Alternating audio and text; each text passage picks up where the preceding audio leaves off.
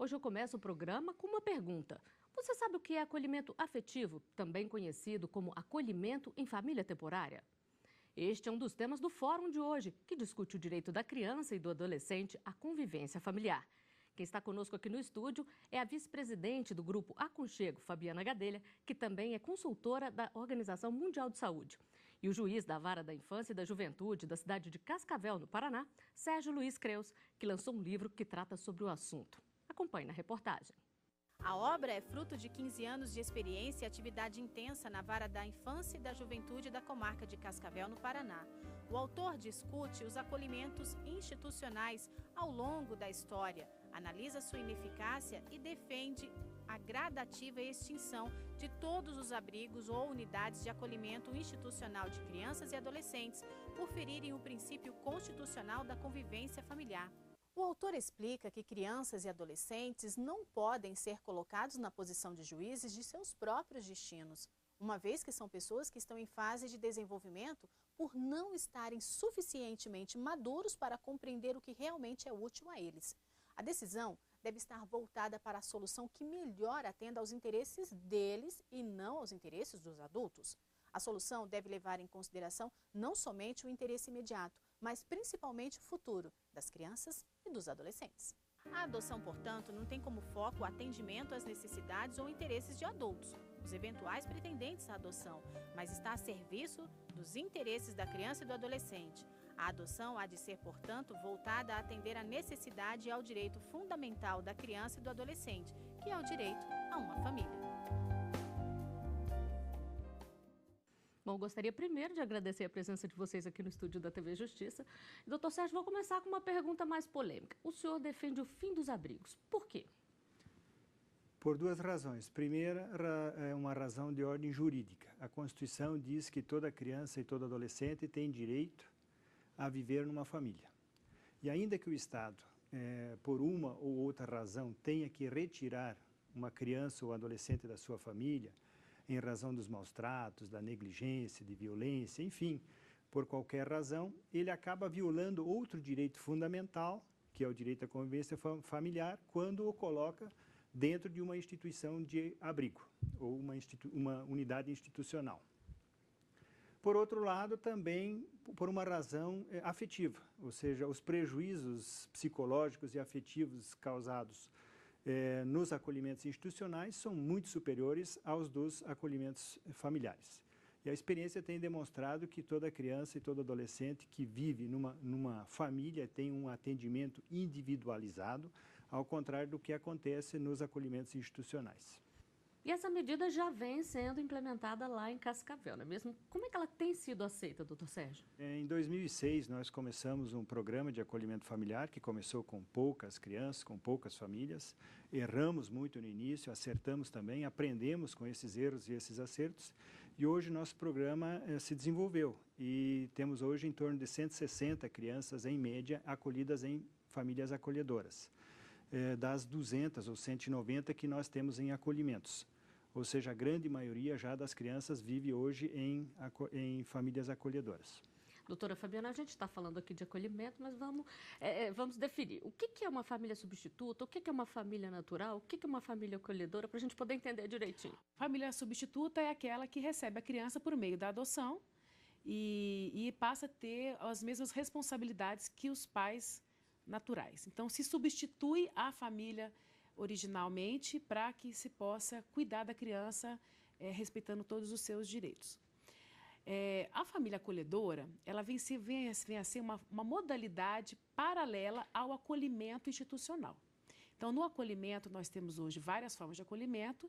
Hoje, o mais atual é a forma de casa-lar, onde o Estado ou uma ONG cuida, né, dessas crianças destinadas pelo Estado através de núcleos familiares profissionais. Tem a figura da mãe social, que é a figura que ela é remunerada para cuidar de até 10 crianças em média. É o Ministério do Desenvolvimento Social, através das orientações técnicas de acolhimento, que define quais são essas regras. Então, essa casa, o casa-lar, no caso, teoricamente deveria ter um psicólogo, assistente social para fazer supervisão. A família acolhedora, embora seja um núcleo de acolhimento, ela tem o benefício da afetividade. Ela Em alguns casos, ela é até remunerada pelo Estado para custear as despesas dessa criança, mas ela tem um propósito voluntário de ser, naquele momento, um espaço de acolhimento, de cuidado daquela criança, enquanto ela não volta para a família natural ou então ela não é encaminhada para adoção. Então, a gente não pode confundir família substituta com família acolhedora, porque a família substituta ela quer ser pai e quer ser mãe. E ela vai cumprir esse papel ou está em processo de adoção. ou está em processo de adoção. A família acolhedora não, é uma família profissionalizada, que nasce da natureza voluntária, né, daquele cidadão, que vai cuidar daquela criança. Então, eu até digo que é muito importante esse processo, mas ele é muito complexo, e essa família tem que ser preparada, porque ela vai viver a perda, ela vai viver o encaminhamento dessa criança, a passagem que pode ser prolongada ou não, né? Ela vai conviver de uma forma social, afetiva e cidadã, mas ela também tem que receber o suporte do Estado para enfrentar esses conflitos, né? Porque essa criança que está lá, ela continua no processo, ela continua disponível para adoção? Sim, ela continua disponível para adoção e eu defendo, inclusive, que a família acolhedora não adote esta criança. Por quê? Porque senão a gente acaba confundindo, porque as coisas elas têm que ter uma natureza, os institutos têm conceitos. Ora, se ela quer adotar, ela busca a vara da infância, se habilite e adote. Mas ela não pode ser família substituta sob a pena das famílias começarem a usar esse artifício para fazer um teste, para fazer um test drive, vamos dizer assim, né, de uma adoção. E aí eu vou sempre ficar capacitando, porque é muito difícil eu selecionar uma família, eu capacitar, eu preparar, e toda vez a família acaba adotando. Então, eu acho que é um instituto que é muito importante, ele vai estar defendendo o interesse individual da criança, tem um olhar mais profundo sobre a necessidade daquela pessoa, e com certeza também, num futuro, vai ser uma referência quando ela depois... Porque as crianças crescem, elas completam 18 anos.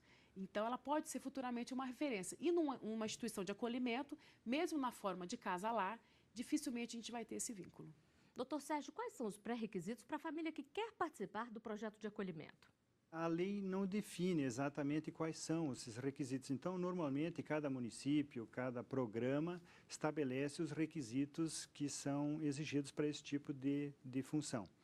No nosso caso, nós temos lá um programa, como disse, tem uma equipe técnica, as pessoas se dirigem a esse programa, se cadastram, apresentam lá uma documentação que nós achamos importante, como, por exemplo, antecedentes criminais, enfim, estado de saúde, comprovante de rendimentos, porque todas as pessoas que participam do programa têm que, pelo menos um membro da família tem que estar empregado, enfim. E as pessoas que vão lá, então, são recebidas, vão ser cadastradas e vão ser preparadas, porque esse me parece que é realmente o aspecto fundamental, que a família que ingresse nesse programa tenha realmente um preparo. No nosso caso, também não se pode adotar, inclusive um dos requisitos é de que a família que se inscreve no acolhimento familiar não pode estar habilitada para adoção.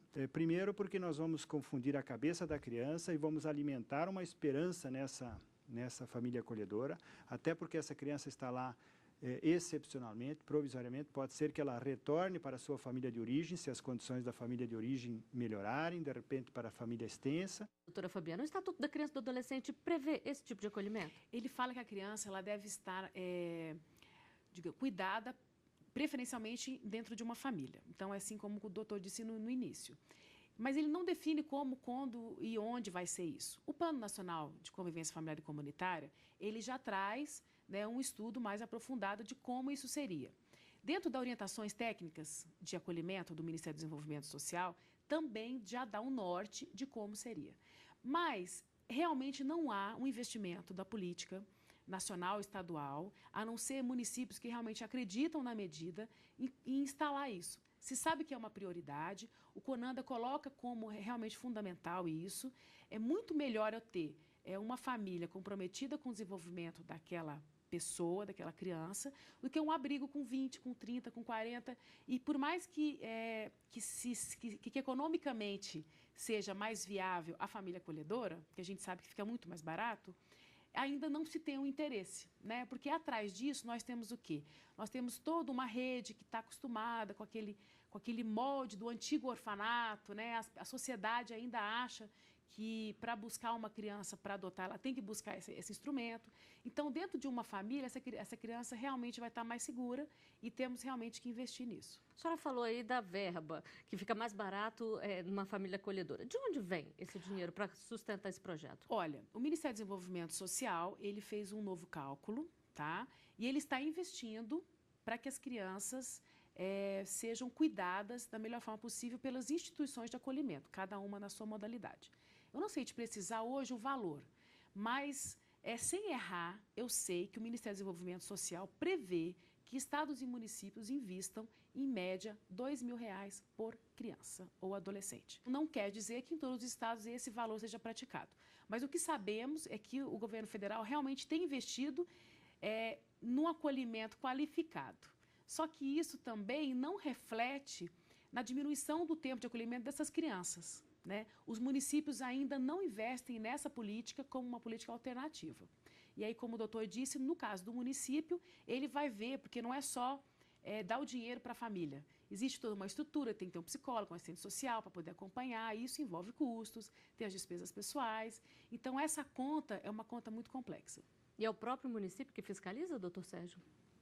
Sim, o município tem um programa, banca o programa, ele paga a equipe técnica, ou seja, contrata, são todos concursados, e é importante que esse pessoal seja realmente comprometido. E o concurso é bom porque essas pessoas ficam no município e adquirem uma experiência e depois podem desenvolver melhor o trabalho.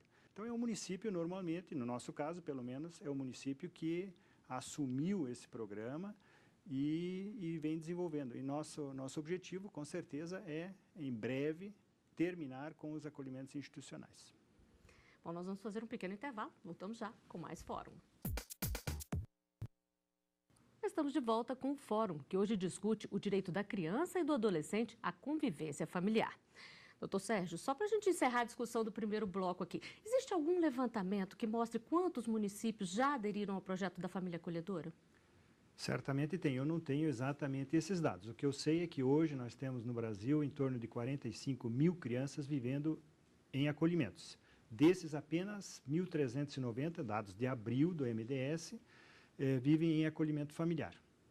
E uma família que está nos assistindo aqui e quer participar, o que ela tem que fazer? Bom, em primeiro lugar, ela vai ter que ver na sua cidade se existe o programa, porque não é possível ser família acolhedora se não tem um programa, porque há necessidade desse acompanhamento técnico e essa criança vai para um local com autorização judicial, com participação do Ministério Público, em avaliação de equipe técnica. Então, sem programa é inviável. Então, é preciso saber se na sua comarca, na sua cidade, existe esse programa. Se existir, aí sim, vai se dirigir ao programa e vai solicitar informações de como se cadastrar. Doutora Fabiana, e um gestor que pode estar nos assistindo aqui quer implementar isso no município dele, qual é o caminho? Um gestor, um parlamentar pode estar fazendo esse processo, tem que buscar o Estado, né? A Secretaria de Assistência Social do Estado, a Secretaria de Criança do Estado, de cada unidade federativa tem o seu desenho. Então, ela sim vai poder dar uma orientação de como implantar isso no município. Agora, um outro projeto também que tem sido implementado é o do padrinho. Aquela pessoa que apadrinha uma criança financeiramente. Como é que isso funciona? Olha, historicamente, as pessoas sempre se condoeram pelas criancinhas dos acolhimentos, né? Então, eles dão presentes, às vezes dão uma mesadinha, às vezes pagam um curso. E isso é a forma que a sociedade tinha de diminuir a sua culpa, né? Pelo fato de aquelas crianças estarem abrigadas. Com o tempo, isso acabou se aperfeiçoando, os grupos de apoio à adoção, as próprias prefeituras, o judiciário, ele passou a ter a necessidade de que esse apadrinhamento financeiro tivesse também um condão afetivo, porque o afeto é mais importante do que um curso, do que uma roupa, do que, enfim. Então, se começou a trabalhar de uma forma profissional, porque esse padrinho, ele não pode aparecer no Natal, encher aquela criança de beijo e passar um ano inteiro sem ir lá. Ele não pode chegar na Páscoa, encher o abrigo de ovo de Páscoa e não dar essa atenção. Então, existe já em muitos estados, em muitos municípios, a figura do padrinho afetivo, onde se prioriza a relação afetiva desse padrinho com essa criança, com o objetivo de garantir o direito à convivência comunitária para aquela criança, principalmente quando ela se tornar adolescente, ela tiver que sair. Porque as crianças crescem, elas fazem 18 anos, elas não desaparecem, elas passam a ser jovens, então de futuro promissor a um jovem com problema. Então, esse padrinho afetivo, ele tem esse objetivo de trabalhar na autonomia, na construção de um projeto de vida dessa pessoa que está em acolhimento e para que ele seja uma referência. Hoje, o Aconchego está desenvolvendo uma matriz, que é um programa de capacitação para adoção e para o apadrinhamento afetivo, onde ele vai ser aplicado nacionalmente, dando requisitos mínimos. Porque esse padrinho, ele não pode só tirar essa criança do acolhimento e levar num momento de festa. Não, ele pode ser um mediador dos conflitos, inclusive numa relação de reintegração familiar, ele pode ser um mediador com a adoção, ele pode trabalhar dentro da escola daquela criança, sendo um representante que vai estar ouvindo as notas. E isso, essas crianças, elas têm baixa escolaridade. Por que que? Porque elas não têm para que mostrar a nota, né? Então, o padrinho afetivo, ela tem essa finalidade. É o sujeito que não quer adotar, também não quer ser família acolhedora, porque ele não quer ter essa coisa profissional, mas ele quer se vincular a um. É uma família para uma criança. E quais são os pré-requisitos, doutor Sérgio, para quem quer ser padrinho, ou financeiro ou afetivo? Bom, financeiro, ele não tem normalmente contato, ou muito contato com a criança. Então, não há grandes requisitos a não ser contribuir mensalmente ou periodicamente para o sustento daquela criança, ou então para alguma atividade ou alguma necessidade especial. Com relação ao apadrinhamento afetivo, aí sim, há necessidade de uma avaliação também. Todos os padrinhos, pelo menos no nosso caso, eles passavam por uma equipe técnica, tinham que apresentar alguns documentos, eram entrevistados e era feita uma avaliação, inclusive para ver qual era a motivação desse desejo. E aí sim, a criança era preparada e o casal também para ingressar no programa de apadrinhamento afetivo.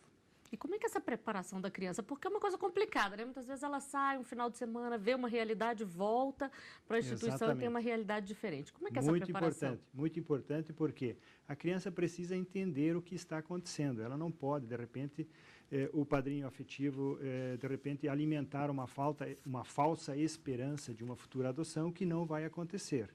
E a criança, então, tem que estar muito consciente, muito bem preparada também para esse programa. E essa preparação normalmente é feita pelos programas de apadrinhamento afetivo, que obrigatoriamente devem ter uma equipe técnica para essa finalidade. Quer dizer que os pontos positivos, então, são bem maiores do que os pontos negativos? Com certeza, mas tem que ter responsabilidade.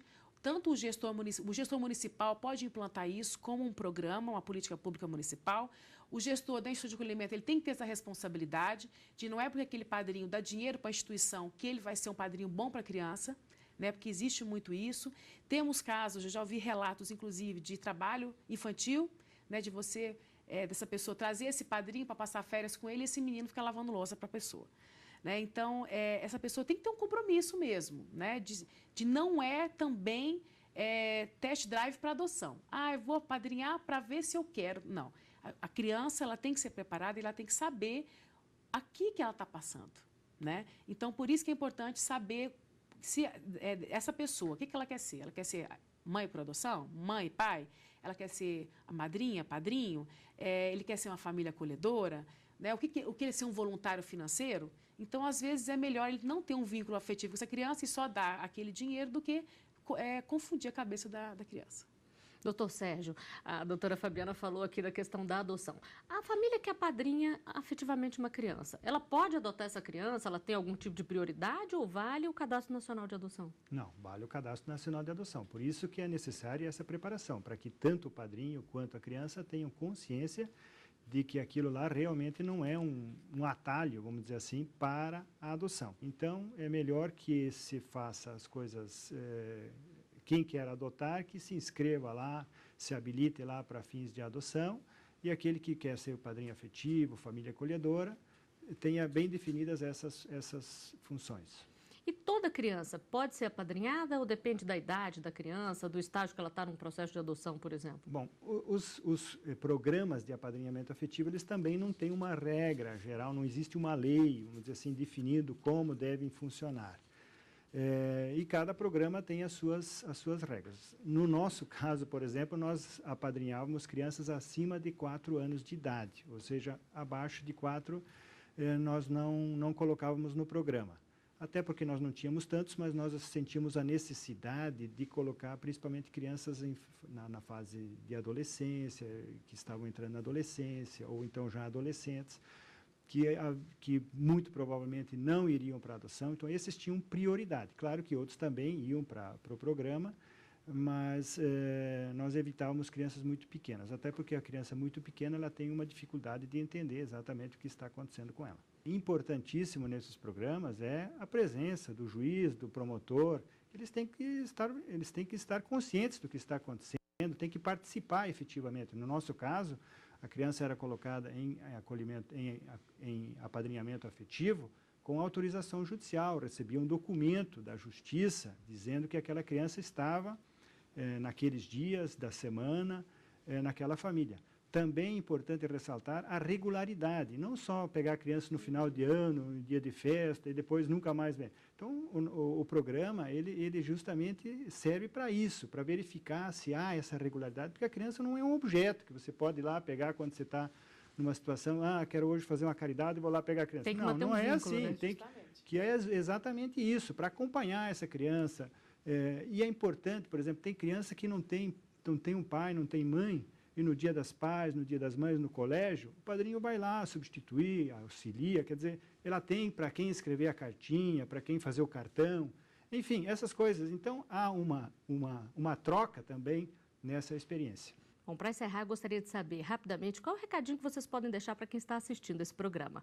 Doutora Fabiana. Olha, primeiro ele tem que refletir qual que é o objetivo dele, qual que é a capacidade dele. Ele quer ter um filho? Ele está se sentindo sozinho? Ele quer companhia ou ele quer ajudar, né? Se ele tem um objetivo de pensar nele, ele não faça nenhuma coisa nem outra. Não, agora eu quero ter um filho, eu quero ser mãe, quero ser pai. E aí ele busca tudo aquilo que a responsabilidade exige. O padrinho é isso também. Ele não tem a responsabilidade de ser pai, mas ele quer ajudar. Então, acho que o verdadeiro espírito da filantropia está no apadrinhamento afetivo. Então, se ele tem que refletir e, a partir daí, sempre fazer as coisas pela via legal. E para o senhor, doutor Sérgio? Existem várias formas das pessoas ajudarem na promoção, principalmente do direito fundamental à convivência familiar de toda criança, todo adolescente.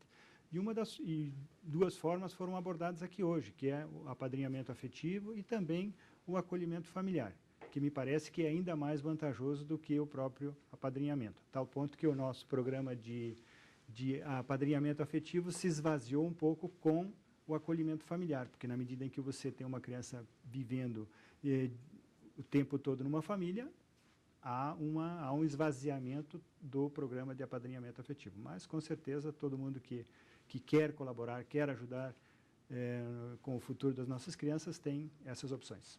Bom, eu agradeço a entrevista de vocês aqui na TV Justiça e nós estamos chegando ao fim do programa de hoje. Eu conversei com o juiz da Vara da Infância e da Juventude de Cascavel, Sérgio Luiz Creus, e com a vice-presidente do Grupo Aconchego, Fabiana Gadelha.